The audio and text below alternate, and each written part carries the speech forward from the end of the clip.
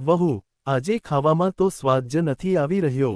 લાગે છે તે મીઠું અને મસાલા થોડા ઓછા નાખ્યા છે. મમતાજી ડાઇનિંગ ટેબલ પર જમતા જમતા બોલ્યા, તો રશ્મિએ શાક ચાખીને જોયું. મીઠું થોડું ઓછું હતું એટલે તેણે નાખી દીધું, પણ મસાલા હવે ઉપરથી કેવી રીતે ઉમેરાય? તેણે કહ્યું, મમ્મીજી, સોરી, ભૂલ થઈ ગઈ. મમતાજી કહેવા લાગ્યા, સોરી બોલવાની વાત નથી, પણ ખાવાનું થોડું વ્યવસ્થિત બનાવતી જા વહુ.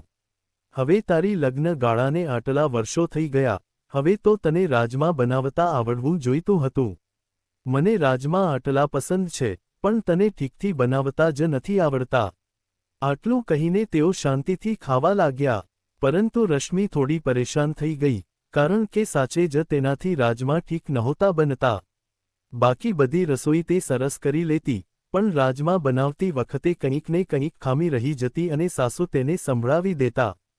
ખેર, અહીં ભૂલ તેની જ હતી, એટલે તે ચૂપચાપ રસોડામાં જતી રહી. બીજી તરફ મમતાજી બોલ્યા, કેટલી વાર શીખવવાની કોશિશ કરી, ખબર નહીં આ ક્યારે શીખશે. રાજીવ કહેવા લાગ્યો, માં, જવા દો ને, જમતી વખતે વધારે ટેન્શન ન લો. ચૂપચાપ જમી લો. જમ્યા પછી રાજીવ રૂમમાં જઈને પલંગ પર સૂતો જ હતો ત્યાં રશ્મિ તેની પાસે આવી અને કહેવા લાગી, સાંભળો ને, ઉનાળાના વેકેશનમાં મારે પિયર જવું છે, તો મારી ટિકિટ કરાવી આપો. રાજીવ હેરાન થઈને બોલ્યો, અરે, તને ખબર તો છે કે દીદી આવી રહ્યા છે, તો પછી તું પિયર કેવી રીતે જઈ શકે? રશ્મિ બોલી, રાજીવ, દીદી પણ તો પોતાના પિયર જ આવી રહ્યા છે ને? તો પછી તમે મને પિયર જતી કેમ રોકી રહ્યા છો? નણંદજીના સાસરિયાવાળા તો તેમને અહીં મોકલવા તૈયાર છે, તો તમને મને પિયર મોકલવામાં શું વાંધો છે? રશ્મિ ગળગળા અવાજે બોલી. રાજીવ ચીડાઈને બોલ્યો, જો, દીદી સાથે સરખામણી કરવાની જરૂર નથી. દીદીના સાસરે બીજા પણ દીકરા વહુ છે તેમના સાસુની દેખભાળ કરવા માટે. તું આ ઘરની એકમાત્ર વહુ છે. જો તું અહીંથી જતી રહીશ તો દીદીને પણ સારું નહીં લાગે કે તેમની આગતા સ્વાગતા કરવા માટે તું અહીં નથી રોકાઈ, અને માને પણ ખોટું લાગશે કે દીદી આવી રહ્યા છે તો તું પિયર જવાની વાત કેમ કરે છે? તે કહેવા લાગી, ઉનાળાના વેકેશનમાં મારી બહેન પણ પિયર આવી રહી છે. તેણે કેટલા દિવસથી મને કહ્યું છે કે તને મળ્યાને 2 વર્ષ થઈ ગયા છે, આ વખતે તો ઉનાળાની રજાઓમાં પિયર આવી જા. ગયા વર્ષે હું પિયર ગઈ હતી ત્યારે દીદી નહોતા આવી શક્યા. પ્લીઝ મને માત્ર 10 દિવસ માટે પિયર જવા દો. દીદી તો 20 દિવસ માટે આવી રહ્યા છે અને નણંદજી 25 દિવસ માટે આવી રહ્યા છે, તો 10 દિવસમાં હું પાછી આવી જઈશ ને. પ્લીઝ મને જવા દો. રાજીવ ગુસ્સામાં ભડકતા બોલ્યો, તને મારી વાત સમજાય છે કે નહીં?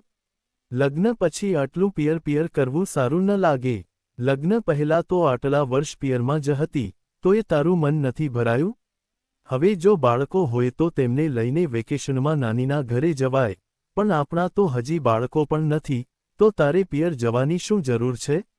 તું તારી બહેનને કહી દે કે 2 દિવસ માટે અહીં આવી જાય. તને મળી પણ લેશે અને હું તેને આજુબાજુ ફેરવી પણ દઈશ. હવે એ પિયર આવી જ છે, તો પિયરથી અહીં તો આવી જ શકે ને. સાસરેથી આવવું અઘરું હોય છે. રશ્મિ રડમસ અવાજે બોલી, હા, તમે સાચું કહી રહ્યા છો. સાસરેથી નીકળવું જ મુશ્કેલ હોય છે, જેમ મને મારા સાસરેથી તમે નથી નીકળવા દઈ રહ્યા. મેં તો બસ એટલું જ કહ્યું કે હું મમ્મીજીને પૂછી લઉં, પણ અહીં તો તમે જ ના પાડવા લાગ્યા તો મમ્મીજી શું કરશે? આટલું કહી તે ડુસકા ભરવા લાગી. રાજીવ નારાજ થતા બોલ્યો, મમ્મી વિશે કંઈ બોલવાની જરૂર નથી. મમ્મીના પણ વહુને લઈને કંઈક અરમાન હશે. સાસુ બન્યા છે તેઓ, તો તારે આ સંબંધનું થોડું તો સન્માન કરવું જોઈએ. તું મમ્મી વિશે આવી વાતો કેવી રીતે કરી શકે? તે ભડકી ઉઠી અને બોલી, મમ્મીજી વિશે મેં કહ્યું જ શું છે? હું તો બસ એટલું કહું છું કે તમે મને ના પાડી રહ્યા છો તો ખબર નહીં મમ્મીજી શું કરશે. રાજીવે પાસે પડેલા ટેબલ પર મુક્કો મારતા કહ્યું, આજે રજાનો દિવસ હતો, પણ તે મારી રજા બગાડી નાખી. તે ગળગળા અવાજે બોલી, હું તો બસ એટલે બોલી રહી હતી કે તમે મારી ટિકિટ કરાવી દેશો, એમાં મેં શું ખોટું કહી દીધું? ત્યારે રાજીવ પોતાનું માથું પકડતા બોલ્યો, જો, તું સમજવાની કોશિશ કર. લગ્ન પછી પિયર કરતાં વધારે સાસરિયા વિશે વિચારવું જોઈએ. પિયર માટે તો દીકરીઓ પારકી જ હોય છે. પછી રશ્મિએ કહ્યું, સારું, પણ મને તો આજે પણ પિયરની યાદ આવે છે. પિયરની યાદો કેવી રીતે દિલમાંથી કાઢી નાખું? પિયર ગયાને વર્ષ વીતી ગયું છે. હવે આનાથી વધુ સાસરા પર કેટલું ધ્યાન આપું? હું 365 દિવસ અહીં રહી શકું છું, તો શું વર્ષમાં 10 દિવસ મારા પિયરમાં ન રહી શકું? લગ્ન પછી શું છોકરી પોતાના માતા પિતાને ભૂલી જાય છે? શું તેને પોતાના માતા પિતા સાથે સમય વિતાવવાનું મન નથી થતું? રાજીવ, તમે એક છોકરા છો. લગ્ન પછી પણ તમે તમારા મમ્મી પપ્પા સાથે ગર્વથી જીવો છો. કોઈ તમને એમ નથી કહેતું કે લગ્ન પછી તમારા માતા પિતાને ભૂલી જાઓ. તો પછી તમે મારી પાસે આવી અપેક્ષા કેમ રાખી રહ્યા છો? રાજીવ ગુસ્સામાં બોલ્યો, મને નથી ખબર. હંમેશા એવું જ કહેવાય છે કે લગ્ન પછી છોકરી પોતાનું ઘર છોડીને સાસરે આવે છે અને છોકરાઓ પોતાના માતા પિતા સાથે જ રહે છે. તો તું મને કેમ સંભળાવી રહી છે? તું પિયર નહીં જઈ શકે બસ. તને સમજ નથી પડતી? દીદી પણ આવવાના છે અને મમ્મીની તબિયત પણ ઠીક નથી રહેતી. તું પિયર જઈશ તો અહીં બધું કોણ સંભાળશે? ત્યાં જ રાજીવની માં મમતાજી આવીને રાજીવને વળતા બોલ્યા, તું પતિ બન્યો છે, એનો માલિક નથી કે એને પિયર જતી રોકે. અરે, જ્યારે તું તારા મમ્મી પપ્પા વગર નથી રહી શકતો, તો વહુને પિયર ભૂલી જવા કેમ કહી રહ્યો છે? એ પણ 10 દિવસ માટે પિયર જઈ શકે છે. તારી દીદી આવી રહી છે તો સારી વાત છે ને, થોડા દિવસ ઘર સંભાળી લેશે. અને તું વહુને પિયર પહોંચાડ. તે પણ થોડા દિવસ પોતાના મમ્મી પપ્પા સાથે રહે. વહુ પિયર કેમ ન જઈ શકે?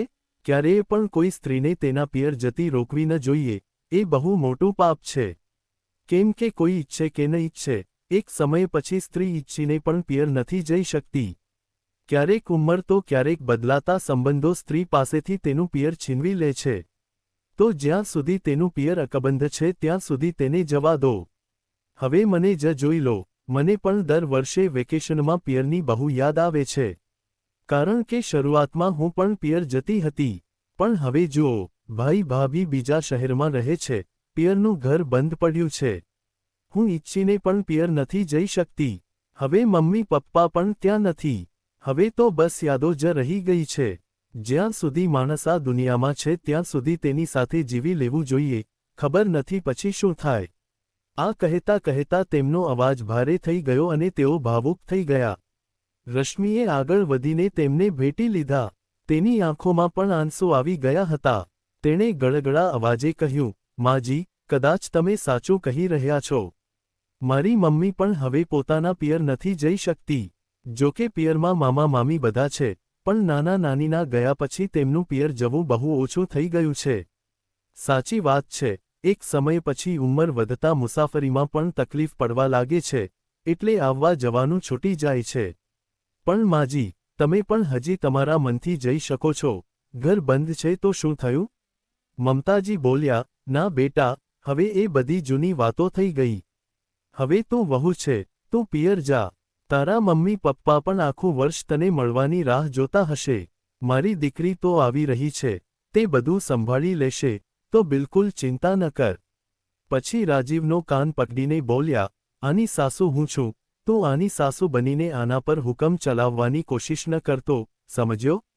રાજીવે પોતાનો કાન પંપાળતા કહ્યું, માં, મને તો લાગ્યું કે તું નારાજ થઈ જઈશ, કારણ કે ઘણા લોકોને વહુનું પિયર જવું પસંદ નથી હોતું, એટલે હું મારી રીતે જ તેને સમજાવતો હતો.